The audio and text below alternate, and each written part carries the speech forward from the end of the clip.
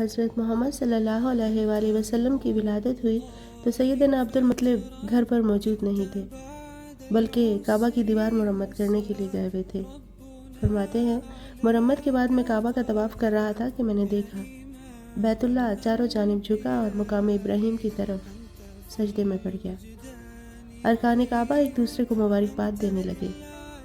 میں آمنہ کے گھر کی طرف روانہ ہوا تو میں نے کچھ فرشتے دیکھے جو کہہ رہے تھے قد جاءکم رسول اللہ۔ میں نے آنکھیں ملتے ہوئے سوچا یہ خواب ہے یا بیداری۔ آمنہ کے مکان کی طرف دیکھا تو پرندے ان کے مکان کے ارد گرد چکر کاٹ رہے تھے اور کمرے سے کستوری کی خوشبو آ رہی تھی۔ مجھے بتایا گیا کہ خیر البشر کی ولادت ہوئی ہے۔ میں نے آمنہ سے پوچھا تمہارے ماتھے کی چمک تھی وہ کہاں گئی؟ آمنہ نے کہا وہ چمک دنیا میں اتر آئی ہے۔